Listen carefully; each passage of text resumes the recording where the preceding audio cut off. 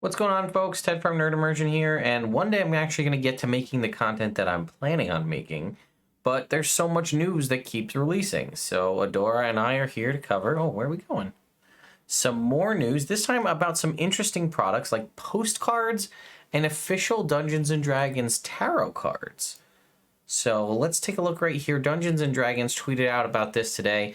Here's a sneak peek at the upcoming D&D tarot deck, featuring all new illustrations aligning iconic monsters and creatures with the major and minor arcana. Zipper here. Available May 24th. Find out more here, and you can see there's some imagery here showing the D&D tarot deck. Interesting that we'll get an official D&D tarot deck before we get an official D&D deck of many things. Something in-house that people would actually want to have. Okay, you can see it does come with a card, 78 deck, card deck and a guidebook, which the guidebook, what that means mostly is to tell you about, will you stop eating the strings of my hoodie?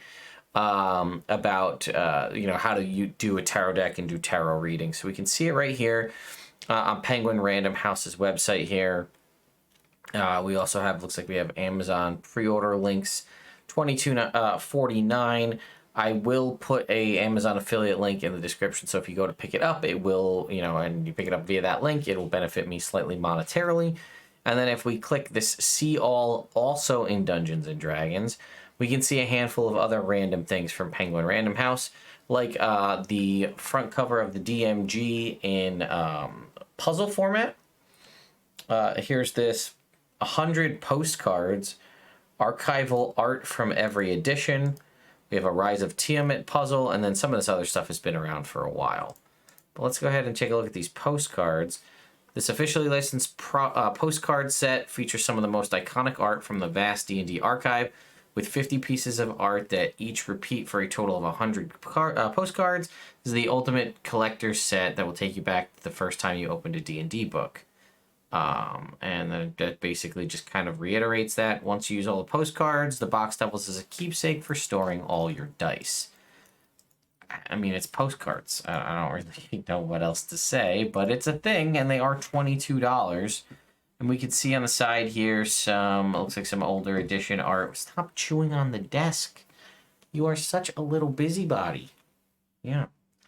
Anyway, I thought I would just do a quick news video to cover these two things.